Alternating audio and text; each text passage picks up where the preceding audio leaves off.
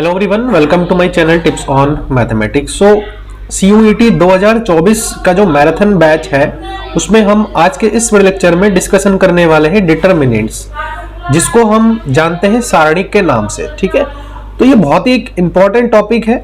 अगर एग्जाम के point of view से हम देखें तो बहुत ज़्यादा इंपॉर्टेंट है। इसके काफ़ी सारे क्वेश्चन जो है CUET के एग्जाम में पूछे जाते हैं। ठीक है ना, तो हम डिटेल में इसके हर एक पॉइंट पर डिस्कशन करेंगे डिटरमिनेंट्स।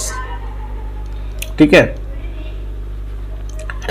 देखो आपको मैं बता देता हूं जानकारी के लिए कि हमने इसके जो प्रीवियस के लेक्चर है उसमें हमने मैट्रिक्स के बारे में डिस्कशन किया था, और डिटरमिनेंट्स भी कहीं ना कहीं मैट्रिक्स का ही एक रूप है, एक अपडेटेड वर्जन हम इसको कह सकते हैं। अब बात करते हैं कि डिटरमिनेंट्स की हमें जरूरत कहां कहां पड़ती है for the solving of linear system of equations, है ना। इसकी हमें जरूरत पड़ती है कि जो सिस्टम ऑफ लीनियर इक्वेशंस है उसको सॉल्व आउट करने के लिए हमें ये जो डिटरमिनेंट्स है इसकी जरूरत पड़ती है। अब कहां कहां पर कैसे कैसे पड़ती है वो हम आगे के जितने भी टॉपिक हम कवर करते रहेंगे उसमें मैं आपको हर एक चीज के बारे में अच्छे जानकारी देता रहूंगा। प्लस साथ में हमें सिस्टम ऑफ डिफरेंशियल इक्वेशंस, आपने डिफरेंशियल इक्वेशंस के बारे में आई थिंक पढ़ा होगा, नहीं पढ़ा है तो मैं इसको पढ़ाने वाला हूं आगे के लेक्चर्स में। ठीक है, और मैं एक रिक्वेस्ट आप लोगों से करना चाहता हूं कि अगर चैनल पर आप लोग नए हैं तो इसको आप लोग सब्सक्राइब जरूर करिएगा। ठीक है, और नोटिफिकेशन बेल को भी प्रेस कर लीजिएगा, क्योंकि हर रोज इसमें वीडियोस आ रहे हैं हमारे इसमें, और आपकी तैयारी अच्छे से बनी रहे। ठीक है, और आप लोगों को शुभकामनाएं, क्योंकि एग्जाम फॉर्म आ चुके हैं, डिटेल उसका मैंने वीडियो बना रखा है, वो भी आप लोग देख सकते हैं। ठीक, बात करते हैं डिटरमिनेंट्स की। तो बेसिकली स्ट्रक्चर अगर इसकी मैं बात करूं, how we can denote the determinants. Determinants is nothing but it's the updated version of the matrix.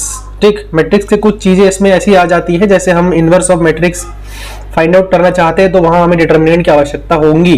ठीक है, और कौन कौन से टॉपिक पे होंगी वो भी मैं फोकस करूंगा, उसमें आपको बताऊंगा। ठीक है, तो देखिए डिटरमिनेंट्स को अगर मैं डिनोट करने की बात कहूं तो इसको जो है हम ऐसे दो लाइंस के बीच में जो है हम डिनोट करते हैं। ठीक है ना, जिसके बीच में हमारे कॉलम्स होते हैं ऐसे, और रोज भी हमारे ऐसे होते हैं। ठीक है ना, तो ये रो 1 हो गया, ये रो 2 हो गया, ये कॉलम 1 हो गया, ये कॉलम 2 हो गया। तो ऐसे हम जो है डिनोट कर सकते हैं। जो ये दो हमारे पास लाइंस है ये हमारे कॉलम्स है, जैसे कि मैट्रिक्स में भी हमारे होते थे, और ये जो दो लाइंस है वो हमारे रोज है। ठीक है, रोज है। अब देखो हमने मैट्रिक्स में हमने जो पढ़ा था तो उसमें हमने डिस्कशन किया था ऑर्डर ऑफ मैट्रिक्स। छोटी छोटी बातों पर मैं जो है ज्यादा फोकस इसलिए कर रहा हूं क्योंकि एग्जाम में बड़े बड़े क्वेश्चन नहीं पूछते हैं आपसे। ठीक है ना, आपसे सिर्फ छोटे छोटे कॉन्सेप्चुअल बेस्ड जो है क्वेश्चन पूछे जाते हैं, जो आपके कॉन्सेप्ट बेस्ड हो, और यहाँ पर आपको मौका मिलता है कॉन्सेप्ट बिल्डअप करने का। जब एग्जाम की कॉम्पिटिटिव एग्जाम्स की आप प्रिपरेशन करते हैं वहां कॉन्सेप्चुअल क्वेश्चन आपसे पूछा जाता है एग्जाम्स में, तो आपको कॉन्सेप्ट पर ज्यादा फोकस करनी चाहिए। इसीलिए मैं जो है हर एक पॉइंट पर डिस्कशन करता हूँ। देखिए यहाँ पर जो है ऑर्डर ऑफ मैट्रिक्स हमने पढ़ा था, और order of matrix can be different. ठीक, order of matrix can be different, और जो डिटरमिनेंट्स है, डिटरमिनेंट्स में इसका जो ऑर्डर है वो हमें सबसे पहली चीज तो हम देखो ऑर्डर ऑफ मैट्रिक्स में हमने 2/3 का भी पढ़ सकते हैं, 3/2 का भी पढ़ सकते हैं, 2/2 का भी पढ़ सकते हैं, 3/3 का भी पढ़ सकते हैं। अलग अलग मतलब रो और नंबर ऑफ कॉलम जो है डिफरेंट हो सकता है। लेकिन बात करूं मैं डिटरमिनेंट्स की, जब मैं डिटरमिनेंट्स की बात करूंगा तो उस कंडीशन में हमेशा के लिए एक स्क्वायर होना चाहिए। डिटरमिनेंट्स हम स्क्वायर मैट्रिक्स के ही निकाल सकते हैं। मतलब डिटरमिनेंट्स में आपके पास 2/2, 3/3, 4/4 ऐसे जो है हमारे पास हो सकते हैं। ठीक है, तो देखो सबसे पहले अगर मैं बात करूं तो यहां पर जो है 2/2 डिटरमिनेंट्स की मैं बात कर रहा हूं। ठीक है ना, जिसका ऑर्डर हमारा कितना हो, 2 हो। डिटरमिनेंट्स ऑफ ऑर्डर 2, तो हमें पहला हम यहाँ पर टॉपिक को ले रहे हैं आज, डिटरमिनेंट्स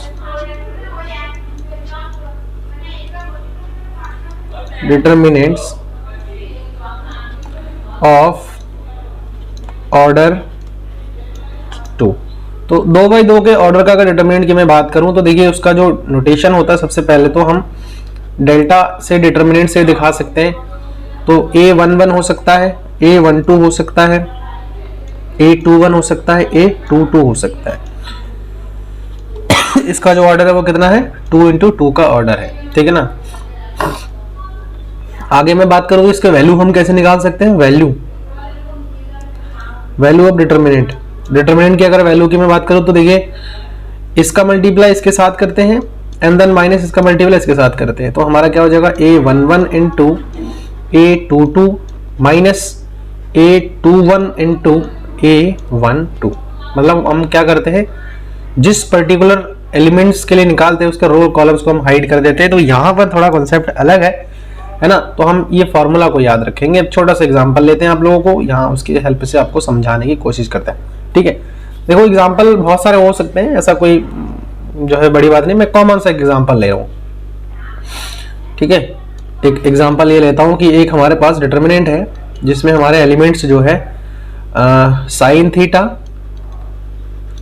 और यहाँ पर है हमारे पास कॉस थीटा, फिर हमारे पास आ रहा है माइनस का कॉस थीटा, फिर हमारे पास आ रहा है साइन ऑफ थीटा। तो मैंने क्या बताया था, इसका मल्टीप्लाई इसके साथ करना है, तो साइन इंटू साइन क्या हो जाएगा, साइन स्क्वायर थीटा, माइनस लगाने हैं cos into cos, cos square theta, minus plus plus हो जाएगा। तो आपको पता है कि ये हमारे पास जो है एक आइडेंटिटी है, एक सर्व समीकरण है, तो ये इसमें इसका वैल्यू क्या होता है, 1 होता है। तो इसका आंसर हमारा क्या हो जाएगा, 1 हो जाएगा। ऐसे ही हम और भी एग्जांपल्स इसमें इंक्लूड कर सकते हैं। लेट सपोज कि हमारे पास एक डिटर्मिनेंट दिया हुआ है जो कि 3 है, 5 है, माइनस का 2 है और 6 है। आपको पता है कि इसका हम डायरेक्ट मल्टीप्लाई करेंगे, 6 3 जार 18 माइनस और 5 2 जार 10 माइनस माइनस प्लस हो जाएगा, तो यहाँ पर 28 हो जाएगा इसका आंसर। तो होप कि आपको ये चीज समझ में आ गया है कि हम कैसे जो है 2x2 ऑर्डर का डिटर्मिनेंट्स का वैल्यू हम निकालते हैं, है ना। एक बहुत इंपॉर्टेंट पार्ट है, ठीक है। अब देखो, अब हम बात करते हैं 3x3 ऑर्डर का डिटर्मिनेंट की, ठीक है ना। डिटर्मिनेंट ऑफ ऑर्डर 3 ऐसा लिख देता हूं मैं यहाँ पे। मोस्टली हम इन दोनों को ही दो ही की चर्चा करेंगे यहाँ पे। डिटर्मिनेंट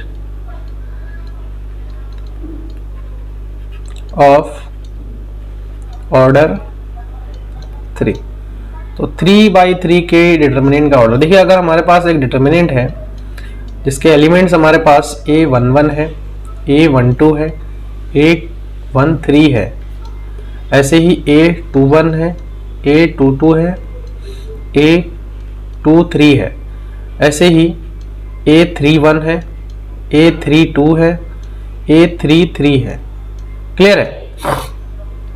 तो ये तो हमारे पास कितने बाय कितने का हो गया, 3x3 का। देखो हमेशा के लिए जितने भी नंबर ऑफ रो होंगे नंबर ऑफ कॉलम से इक्वल होनी चाहिए, तभी हम डिटर्मिनेंट की बात कर सकते हैं, है ना।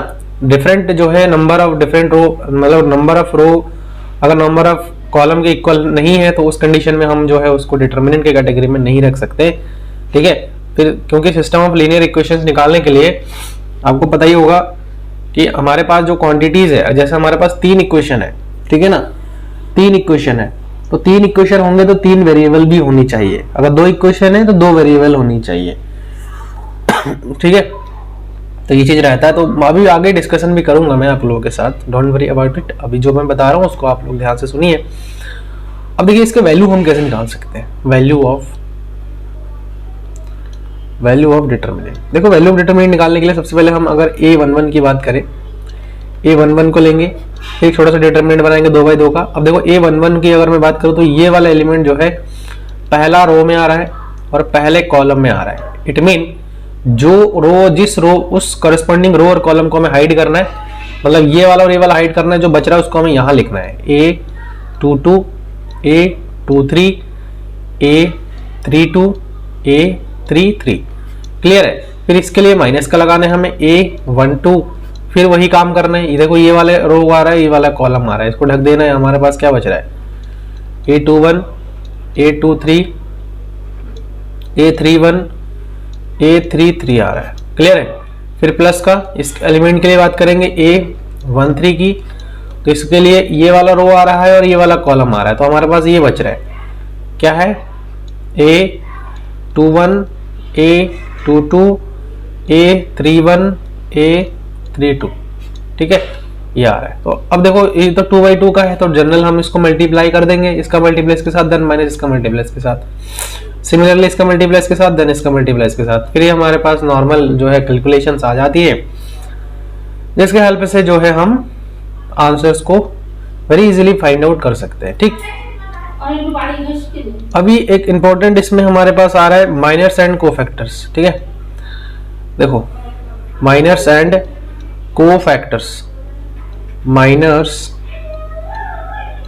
एंड कोफैक्टर्स बहुत इंपॉर्टेंट है।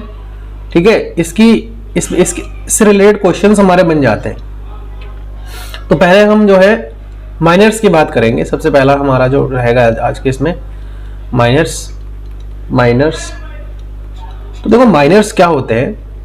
माइनर्स को हम जो है जिस पर्टिकुलर एलिमेंट का हम माइनर निकालते हैं उस पर्टिकुलर माइनर्स, सबसे पहले हम 2/2 के जो हमारे पास होते हैं, है ना, 2/2 के डिटर्मिनेंट की बात करता हूं मैं, 2/2 के डिटर्मिनेंट की बात करता हूं। तो अगर हमारे पास मान के चलिए कि एक डिटर्मिनेंट है, ठीक है, ये डिटर्मिनेंट है और इसके एलिमेंट्स हमारे A11 है, A12 है, A21 है, A22 है। तो उस कंडीशन में हम माइनर कैसे निकालेंगे? अगर माइनर ऑफ, मैं बात करूं माइनर ऑफ A11, इसको हम M11 से दिखाते हैं। कैसे दिखाते हैं? MIJ से दिखाते हैं, ध्यान रखना। तो A11 की अगर माइनर की बात करो तो M11 होगा। और M11 कैसे होगा? जिस एलिमेंट का हम माइनर लेंगे उस पर्टिकुलर रो और कॉलम को हाइड करेंगे और जो बचेगा उसी को लिख देंगे, तो वो हमारा A22 आ जाएगा। सिमिलरली माइनर ऑफ अगर मैं बात करूं A12 की तो M12 हो जाएगा। और M12 की अगर बात करूं तो इस पर्टिकुलर रो और इस कॉलम को हाइड कर दूंगा तो ये हमारे पास बचेगा A21। ऐसे ही माइनर ऑफ A21 की बात करूं तो M21 हो जाएगा और ये हाइड कर दूंगा तो A12 हो जाएगा। ऐसे ही माइनर ऑफ A22 की बात करूं तो ये हो जाएगा M22। M22 में ये वाला और ये वाला हाइड हो जाएगा, बचेगा हमारे पास A11। तो ये हमारे पास माइनर्स निकल के आ गए, है ना। इसका एक छोटा सा अगर आप कहोगे तो इसका काउंटर एग्जांपल भी मैं आप लोगों को लेकर के दिखा देता हूं। फॉर एग्जांपल हमारे पास एक डिटर्मिनेंट है 2/2 का, जिसमें हम बात कर रहे हैं कि 2 है, 3 है, 4 है एंड 5 है। ठीक है, तो इसकी अगर मैं बात करूं तो माइनर ऑफ पहला एलिमेंट 2 का जो माइनर होगा वो क्या होगा? ये हाइड हो जाएगा तो 5 बचेगा, वैसे तो अपोजिट वाला हो जाता है। ऐसे ही माइनर ऑफ मैं 3 की बात करूंगा तो ये वाला और ये वाला हाइड होगा, 4 हो जाएगा। ऐसे ही मैं बात करूंगा माइनर ऑफ 4 की तो ये और ये हाइड होगा, सब जस्ट उसका अपोजिट जो बचेगा वो 3 हो जाएगा। माइनर ऑफ 5 की बात करूंगा दैट इज 2। तो ये आई थिंक क्लियर हो गया आपको कि हम जिस माइनर की बात कर रहे हैं वो हम कैसे फाइंड आउट कर सकते हैं। ठीक है, अब जब माइनर हमारे पास 2/2 के लिए आ गया, दूसरा हम बात करेंगे यहाँ पर माइनर ऑफ बी वाला पार्ट बात करेंगे 3/3 के माइनर्स की। तो मैं इसमें बहुत ज्यादा नहीं बताऊंगा। देखिए 3/3 का एक काउंटर एग्जांपल मैं आप लोगों को सामने ले लेता हूँ। मान के चलिए कि एक डिटर्मिनेंट है हमारे पास 3/3 में A11, 11, 12, 13, A21, 22, 23, A31, 32, 33। क्लियर, ये हमारे पास आ जाएगा। अब अगर मैं माइनर की बात करूं, पर्टिकुलर माइनर ऑफ कौन सा एलिमेंट A11 की बात करूं तो ये M11 हो जाएगा। अब देखो माइनर निकालने क्या तरीका होता है, अभी मैंने यहीं पे वही तो आपको मैं बता रहा था कि जिस पर्टिकुलर एलिमेंट का माइनर निकालेंगे उसके करस्पॉन्डिंग रो हमारे पास और उसके करस्पॉन्डिंग कॉलम को हाइड करनी है, जो बचा उसको एज अ डिटर्मिनेंट हमें लिखना है। और वो क्या है हमारे पास A22, A23, A32, A33 आ गया। अब इसका क्या करना है आपको? डिटर्मिनेंट है भाई, सीधा सीधी सी बात है, डिटर्मिनेंट है तो हम एज अ डिटर्मिनेंट जैसे हम सॉल्व करते हैं वैसे हम सॉल्व कर लेंगे। क्या हो जाएगा? A22 हो जाएगा इंटू A33 हो जाएगा माइनस A32 हो जाएगा इंटू A23 हो जाएगा। तो ये हमारे पास इसके माइनर भी हमारे निकल गए। ऐसे ही हम चाहे तो इवन कोई भी एलिमेंट का आप ले लो, कोई भी एलिमेंट का। अब माइनर, अब मान के चलिए मैं लिख रहा हूं माइनर ऑफ A32 लिख रहा हूं मैं 32 देखो, जैसे ये वाला एलिमेंट हमारे पास है तो ये 32 देखो इस वाले रो में आ रहा है और इस वाले कॉलम में आ रहा है। बचा क्या हमारे पास? ये और ये। तो हम यहाँ पर लिख देंगे माइनर क्या हो जाएगा? A11 A13, A21, A23। इसको जनरली आप सॉल्व करेंगे तो आपका जो है माइनर निकल जाएगा, और इसके माइनर को हम M32 है तो M32 आ जाएगा, ठीक है। इसको हम ऐसे डिनोट कर सकते हैं। तो होप सो कि आपको ये चीज़ें क्लियर हो गई है कि माइनर्स को हम कैसे फाइंड आउट कर सकते हैं किसी भी डिटर्मिनेंट्स में, ठीक है ना। अब ये 2/2 का और 3/3 का हमने माइनर निकाल लिया है। अब बच्चों मैं आप लोगों को कोफैक्टर के बारे में बताऊंगा, ठीक है। देखो कोफैक्टर्स हमारे क्या होते हैं, बहुत इंपॉर्टेंट टॉपिक है कोफैक्टर्स। कोफैक्टर्स